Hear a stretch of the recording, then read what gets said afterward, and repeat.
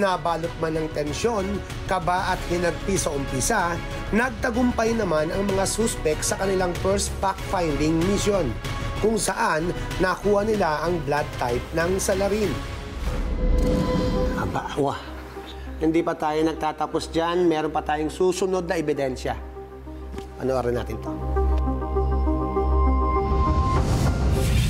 Ako, the best talaga yung pagpapanggap ng nakagat ng zombie. Sa katunayan, kaya niyang indahin ng nakita na medical records na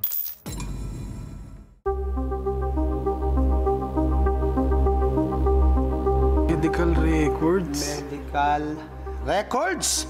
Yan ang susunod nating malalaman. At para malaman nyo yan, narito ang susunod na fact-finding. Ano ba yan, Nabibitin ako kuya? eh. Nabibitin ako. Talaga ginaganong-ganong ko yan. Gusto ko na nung ikaw na. Okay lang, okay lang. Nabubusit ako sa'yo eh. Yan. Panoorin natin to. The scene of the crime, matatagpuan ang medical records ng salarin. Para makuha ito, kailangan gumawa ng isang mahabang stick gamit lamang ang mga item na matatagpuan sa mesa. Isa itong fair mission, ang unang pares na makakasungkit ng medical records na nasa clip ng board ang makakakuha ng susunod na ebidensya.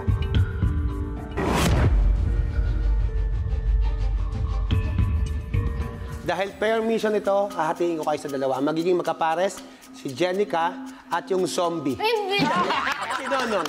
Sinonong, Jenica, Iya at si Maldo. Okay po. Kayo ang magkakapares. Kayo, Huwag ganun, huwag na akong ano. kayo ba yung nakahanda na gawin ang ating fact-finding mission number 2? Parang wala naman kaming choice, Kuya Yani, sa totoo lang po. Okay. Pumunta na kayo. Nandiyan yung host kayo. Pumunta na kayo. Tara na. Pumunta ka na, no? Dito na, ito na. Baka ma-flying ticket, ha? Nung nalaman ko na si Kuya Nonong yung partner ko, sa totoo lang ayaw ko. Kasi nananakot si Kuya Nonong eh. Ka-pair ko dito si Iya. Yung talagang sinabi ko na hindi ko pa masyadong kakilala at baka siya nga yung ating suspect. Pero I'm excited kasi kung paano yung magiging teamwork namin.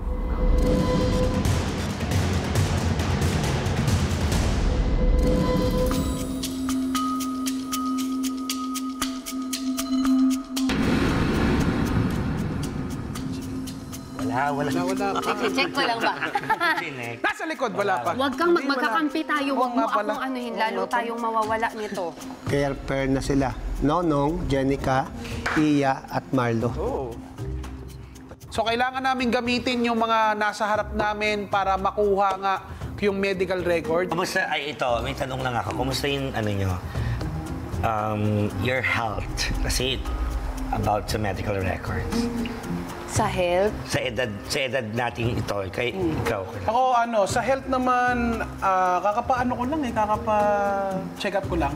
Kasi parang nagkaroon ako ng ear infection. Ay, Masama rin pala yun, yung laging... Nililinis ng tinga. Oo, laging tsaka pag nag-moist siya, pwedeng ma-infect din pa siya. Parang ganun. Ngayon lang ako nagpa-hospital ng ganun kasi never ako na-confine o ganun. Yun lang. Kayo ano yung pinakamalalang nangyari sa inyo sa ospital? O na paano kayo nabas na ospital? Jenica, ikaw. ako himatay sa set. Ikaw ang nagdala sa sarili mo. Hindi, nahimatay ako. Kaya ako na-hospital. Pero kung in terms of yung tanong ni Ate Iya, kung mga medical records, meron akong hypothyroidism, tapos yun yung small heart, tapos... Yun, counted ba yung anxiety? Yun. Yes, it's Yun. Pero yung pinaka-recent ko na visit sa hospital, yun. Heart failure, yung nahimatay. Ako naman, sakit din kasi talaga ako dahil mahika ako.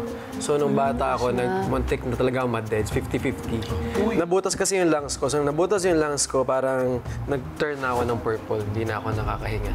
So, sabi nung doktor ko dun sa UST, parang tama-tama lang yung dating ko in the deads. Naku, nabubutas pala ang lungs. Paano nabutas ang lungs mo? So, sobrang hika. So, sobrang asthma kasi, di ba, parang nagkaklog yung airways mo kapag may hika ka, di ba? So, dati gulay ako talaga nun. Tapos, payato growing up. Ngayon, minsan hinihika-hika pa din, pero medyo na-outgrow ko siya ng slight. Ano mo na? Possible pala yung ganun. Nung bata din ako, yun, weak lungs din ako before. Tapos kaya nung high school, talagang pinush ng nanay ko kasi ang bili ng doctor, ano nyo, exercise, parang kasi sinali ako sa CAT, ROTC, mga ganyan. So, para kailangan daw lumakas yung resistensya ko. Ayun. Alam nyo ba, sa pag-uusap-usap nila, mas marami kayong makikitang mga hint. Alam nyo yung hint? Yung alam ang hint? Yung mainit. Hint pala yun. Ang hint, yun yung mga bagay-bagay na pwede niyong mapuna sa tao kung siya ay nagsasabi ng totoo o hindi. Pero ngayon naman, sa edad kong to, na magpo-40, awa ng Diyos, wala pa naman akong maintenance. Oh, yan ang the best. Wala pa naman. Nalagaan. Kuya, huwag. Sabi ko, huwag ka na magganyan. Mag-partner tayo Gagawin eh. mo. Ano akong mamamahal ng mali? Pangapok ko sa iyo to, kuya. Ako din kinakabahan kasi. O, game na pala. Game na Abot ba daw yun, natin? Oo.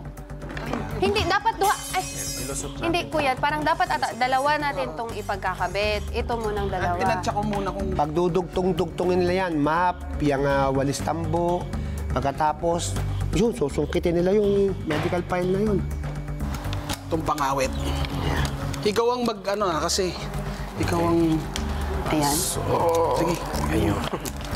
Perfect. Sige. Perfection. More power.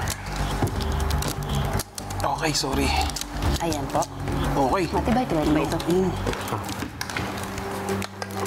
Paano ba ako magtitiwala dito sa aking kasama na nagsasabi na ako yung salarin? So, ginalingan ko ng konti talagang para malihis sa kanya na hindi ako yon. Pwede dito na lang ulit. Ay. Kaya. Yeah. Diyan, pansinin nyo, sino ba yung nagmamabagal? Sino ba yung parang hindi tumutulong? Sino naman yung nagmamadali at gusto niya makuha yung clue na yon? Marami tayong mga bagay-bagay na dapat nating pansinin kung tayo ay magiging Tatali ko na lang kaya. Try ko. Pwede Masaktan ko ka, din kuya. itali. Okay ka lang? Gawa pa ako ng extra isa. Kailangan natin ng to. So, Or ito kaya? pag tinali. Pwede ba natin Hindi, mas matibay ito, no? Mas stable yan. Let's try. Tapos pasukan ko na din. Mahaba naman yung oras.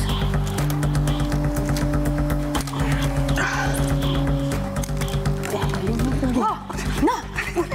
Ikaw nga, kuya. Ako ba? Ay, ikaw nga. Ay, kinukuha na nila. Ang bilis nyo naman. Sandali. Sobrang confident ko nga kasi talagang tinwist ko lang yung goma para maghigpit siya.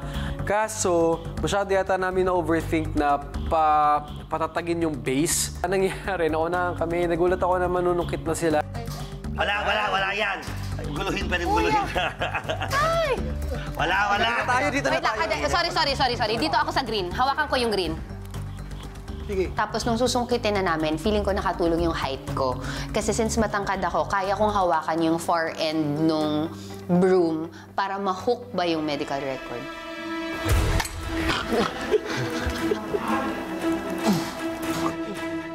No!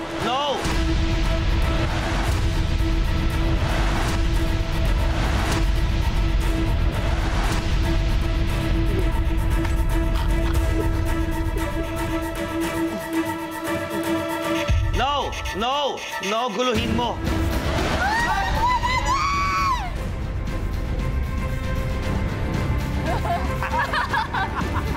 Ay, nakuha natin!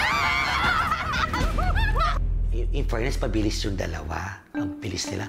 Competitive talaga. Ginugulo ko nga eh. Hindi ko magulo kasi nga kailangan guluhin eh. Para hindi nila makuha kasi wala eh. Mabilis talaga silang kumilos. Ang naramdaman ko lang doon, si Mamu Iya, pagkaangat namin nung medical record, pinipilit niyang mahulog. At sila tumagal.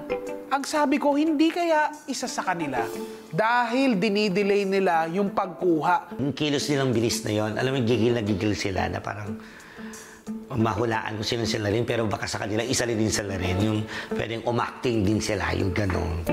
Ang galing lang gumawa ng panungkit. Feeling ko taga-Divisoria sila. Kung panungkit ang damit, charot. Silipin mo na siya gano'n. Ang galing mo kaya, Nonong. Liblib naman yun. I-share nyo naman. Kay Nonong, siya ngayon sa narin mo, di ba? Masyado tayo nag-focus na pahabain Oo. sa ano. Pwede naman palang abot na pala natin ng ganun. No? Ayaman na, okay lang. Okay lang. We did our best. Okay lang. Ano pa? Yung isi-share. Baka selfish nyo naman. Ako natatakot talaga ako. Totoo yun. Totoo yun. Hindi nila senior, no?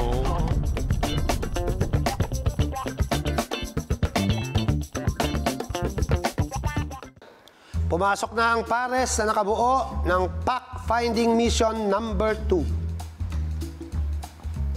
Ikaw pala yun, Nonong? Sinerte lang. Congratulations sa inyong dalawang. Galing nyo, ha? Sinerte lang kami. Grabe. Anong nararamdaman mo, Nonong? Yung BP mo? Uric acid? Tumaas siya pero kinontrol ko, kuya. Kasi Napakontrol mo? Doktor ka ba? medical findings eh. Alam mo, baka makita na mataas ang dugo natin. Makita pa, baka masisi pa ako na naman ng may dahilan nito. Ano naging technique nyo, ang dalawa? Sa totoo lang po, magaling talaga si Kuya Nonong. Magaling talaga. Kasi po, siya po yung nakaisip kung paano masistabilize yung dalawang broom po. Totoo yan, magaling to. Naging kapitbahay namin to sa isang lugar dyan sa Quezon City. Sabi ng nanay niya lagi pag umuwi yan, pinamahan ka ng magaling. Lagi ganun, di ba? Pero! Bakit? Jenny? Pero! Bakit? Pwedeng ginalingan din ni Kuya Nonong kasi siya yung guilty. Para hindi So gusto mahalata. niya para hindi makita nung dalawa, feeling ko lang. Ba? May ganun pa rin hinala. Pero dahil naging successful yung mission number 2 nyo, Apo. eto na Opo. ang sasabihing buo ng informant natin. Okay po. Panoorin natin to.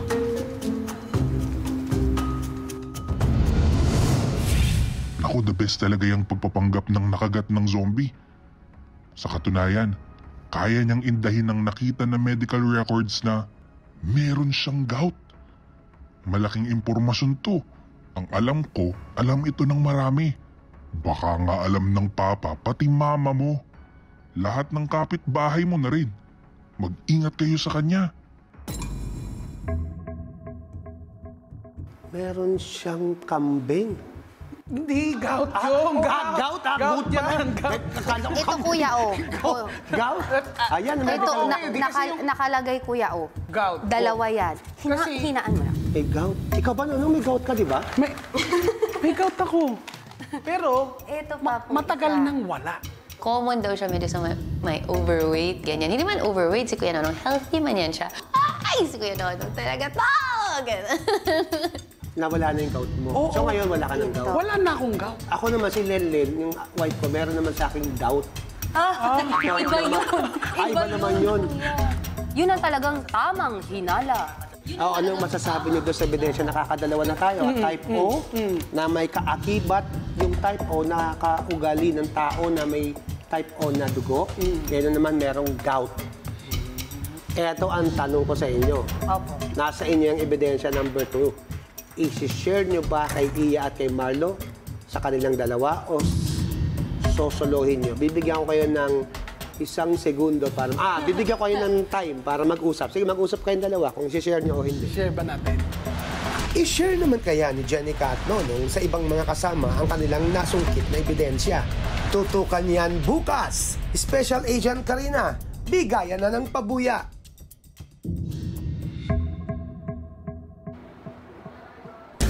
Salamat, Kuya Yani. And correct na correct, bigayan na ng pabuya. I-review na natin ang sagot sa tanong natin kanina. Ang tanong kanina ay, anong karamdaman ng salarin ang nakasulat sa medical record? At ang sagot ay... gout! Again. Isa sa mga pumindot sa tamang sagot ay pipiliin by a randomizer at mananalo ng reward na 4,000 pesos. At oras na para malaman kung sino ang mga nakapagbigay ng tamang hinala dyan. Again, kung isa kayo sa mga nakapindot ng tamang sagot at nakapag-submit ng ticket sa pi.com.ph, abangan na dahil baka ikaw na ang nanalo ng pahabuya. check by DTI representative at napili via randomizer. Heto na ang 3 lucky katropais na nakatanggap ng reward ngayong gabi at magkakashing-kashing. 4,000 pesos para sa inyo ngayong gabi. Adrian Hermogenes and Kim Son, congratulations. Naku, ang gagaling nyo naman talagang mag-imbestiga mga katropay. Diyan, saludo po ako sa inyo. Ayan, at bukas, bukod sa 2 nanalo ng 4,000, mananalo ng 4,000 pesos, kung sino man ang magbibigay ng may tamang hinala, kung sino ang salarin na kinagat ng zombie, ay mabibigyan ng pabuyang tumataginting na 10,000 pesos. Oho, hindi biro yun Kung hindi ka pinalad na manalo sa tamang hinala ngayong gabi, huwag mag-alala dahil susunod na ang sinong manok mo para sa chance manalo ng mas maraming papremyo. Kaya tawagin naman natin si Patsy! Patsy! Yes! Oo. Wow! Ayan, dito. Mom, Dad! Anong meron sa sinong manok mo mamaya? Siyempre, weekly, lagi kaming may bago. Oh, pag sinabi ko, paano nyo aabangan? Ay, gano'n. Sorry na. Uy, How are you? Okay naman. Batiin ko po na yung mga katropay na nanonood ngayon. Hello, mga katropay. Kamusta naman kayong lahat? And abangan ang sinong manok mo mamaya ang 4 na baranggayan games kung saan 10 katropay ang mananalo ng 300 pesos. 20 katropay naman ang mananalo ng 500 pesos. At isang maswerte ang mananalo ng 3,000 pesos. Grabe, palaki na ng palaki yung mga... Okay, lumalaki na yung mga... more chances of winning sa inyo. Ang daming winners. Kaya umaba na yung mga utang namin Nakalista pala. At mamaya rin titindig ang mga balahibo natin dahil kakantahan tayo ni Ana Ramsey. Nakakatakot pala si Ana Ramsey. Bakit? Nakatindig ng balahibo. Kaya masaya ito mga katropais. Kita-kits tayo sa sinong manok mo pagkatapos yan ng tamang hinala. Ikaw, sinong hinala mo? Kina Marlo, Iya? Sino ang mukhang kinagat ng zombie sa kanila? Nono? Parang si Mama Iya. Ay, talaga? Mama Iya, I love you. Ayan na nga.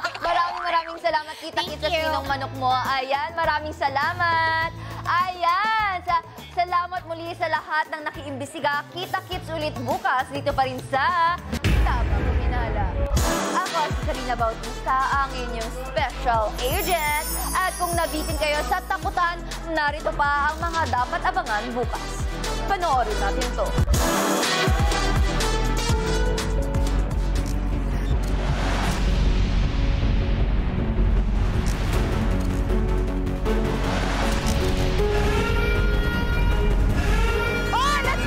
Sa pagpapatuloy ng investigasyon ng kaso, abangan bukas!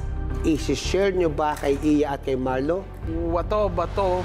Malaman din kaya nila, Iya at Marlo, ang ikalawang ebidensya na nasungkit ni Jenica at Nonong? Abangan din ang muling pagsalakay ng mga zombie habang naghahanap ang mga suspek ng ebidensya. Zero. 21. Siguradong mas titindi pa ang bintangan at dudahan. Nonong, mali acting mo. Huli ka na. Hindi kasi kung medyo maliit, kung pang babae, si Ate Iya. Kung medyo malaki, si Kuya Nono. Naku. Na may kasamang takutan at tawanan. Nalaglag yung i-cross exam ni. Lumabas na kayo. Type O ka, di ba? Yun lang. Gusto ko lang sabihin na hindi ako. Ako ay innocent. Hindi na ako yung tinatamaan ng kamay. Bukas, magkakabistuhan na kung sino ang salarin. Tumutok para manalo kung ikaw ay may tamang hinala.